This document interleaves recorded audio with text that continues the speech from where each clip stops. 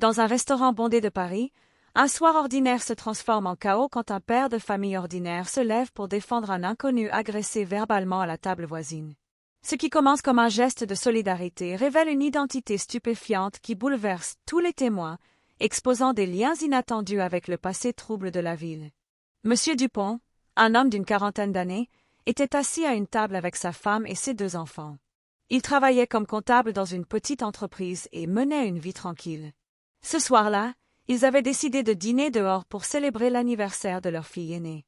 La salle était animée, avec des conversations qui fusaient de toutes parts. À la table d'Axe en rave-côté, un groupe de jeunes hommes discutait bruyamment. L'un d'eux, un type costaud avec une voix forte, s'adressait à un homme seul qui mangeait calmement son plat. L'homme seul semblait dans la cinquantaine, avec des cheveux grisonnants et un air fatigué. Il ne répondait pas aux provocations. Le costaud insistait.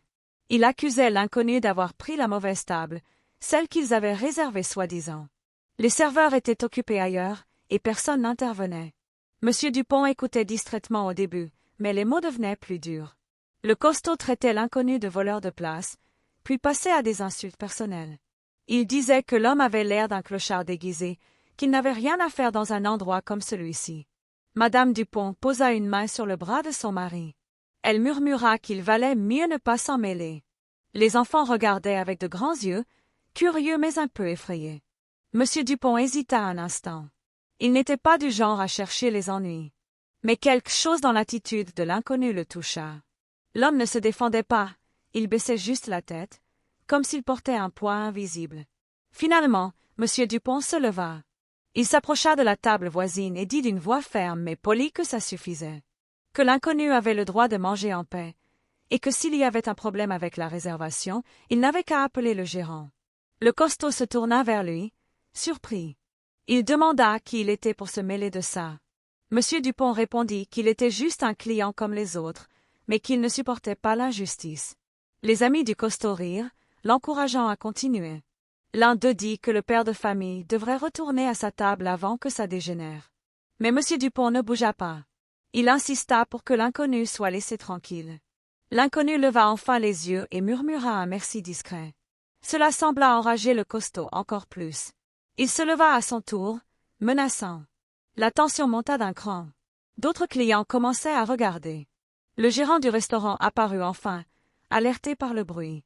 Il demanda ce qui se passait. Le costaud expliqua sa version, exagérant les faits. Monsieur Dupont contredit calmement, expliquant qu'il avait vu toute la scène. Le gérant vérifia les réservations et confirma que l'inconnu était à la bonne table. Le groupe des jeunes dut s'excuser à contre-cœur et changer de place. Mais avant de partir, le costaud lança une dernière pique à l'inconnu, disant qu'il avait de la chance d'avoir un défenseur comme ça. Une fois le calme revenu, Monsieur Dupont regagna sa table. Sa femme le serra dans ses bras, fière de lui. Les enfants posèrent des questions, impressionnés. L'inconnu, de son côté, termina son repas en silence. Mais au moment de payer, il s'approcha de la table des Dupont. Il remercia Monsieur Dupont pour son intervention. Il dit que peu de gens auraient fait ça de nos jours. Monsieur Dupont balaya le compliment, disant que c'était normal. L'inconnu insista pour offrir un dessert à la famille. Monsieur Dupont refusa poliment, mais l'homme commanda quand même une assiette de profiteroles pour les enfants. En attendant, ils échangèrent quelques mots. L'inconnu se présenta sous le nom de Jean Martin. Il expliqua qu'il était en ville pour affaires, mais sans entrer dans les détails. Monsieur Dupont remarqua que l'homme avait un accent léger, peut-être du sud de la France. La conversation resta superficielle, sur la météo et la qualité du repas. Pourtant, quelque chose intriguait Monsieur Dupont. L'inconnu avait une cicatrice discrète sur la main, et ses yeux semblaient cacher une histoire profonde. Les enfants dévoraient leur dessert, ravis. Madame Dupont sourit, contente que la soirée se termine bien. Jean Martin paya son addition et celle des desserts, puis salua la famille avant de partir. Monsieur Dupont le regarda s'éloigner, pensant que c'était une rencontre fortuite comme il y en a tant. Le lendemain matin, Monsieur Dupont alluma la télévision pendant le petit déjeuner. Les nouvelles parlaient d'un événement majeur. Un homme avait été arrêté la veille au soir dans un hôtel de Paris. Il s'agissait d'un fugitif recherché depuis des années pour un crime grave. Les détails étaient flous, mais la photo à l'écran fit sursauter Monsieur Dupont.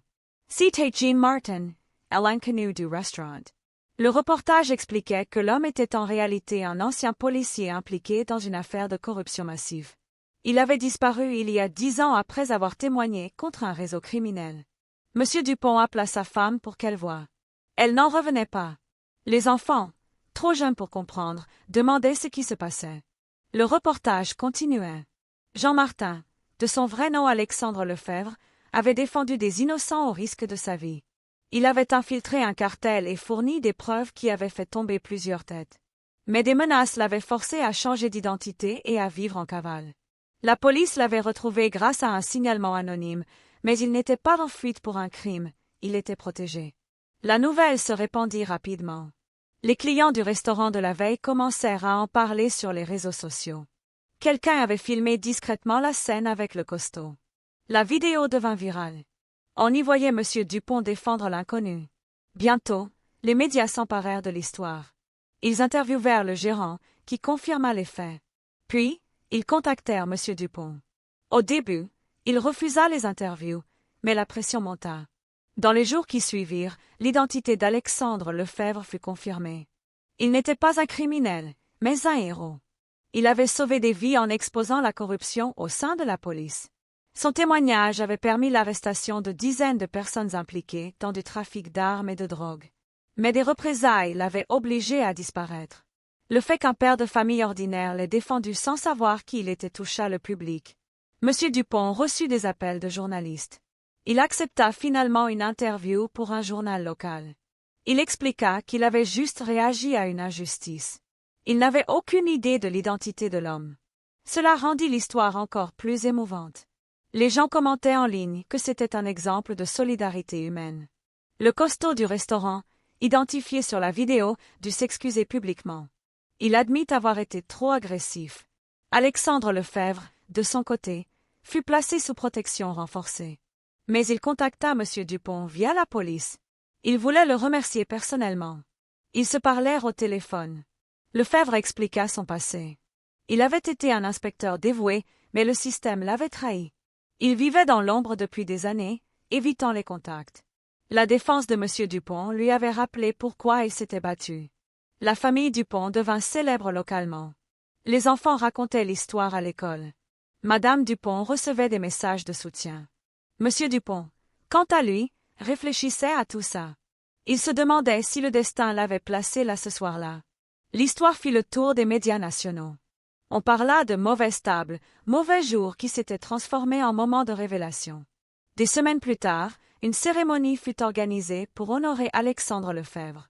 Il reçut une médaille pour ses services. M. Dupont fut invité. Il y alla avec sa famille. Sur place, Lefebvre le serra dans ses bras. Il dit que sans des gens comme lui, le monde serait plus sombre. Les caméras capturaient la scène. Le public applaudissait. Cette rencontre changea la vie de M. Dupont. Il commença à s'impliquer dans des associations d'aide aux victimes. Il réalisait que défendre un inconnu pouvait avoir des conséquences imprévues. L'identité de Lefebvre avait choqué tous, mais elle avait aussi inspiré. Le costaud, remorqueux, rejoignit même une campagne contre le harcèlement. Aujourd'hui, l'histoire est encore racontée. Elle rappelle que derrière chaque visage anonyme se cache peut-être un passé extraordinaire. M. Dupont continue sa vie tranquille, mais avec une nouvelle perspective. Il sait que sommes-team, une mauvaise table peut mener à une bonne journée.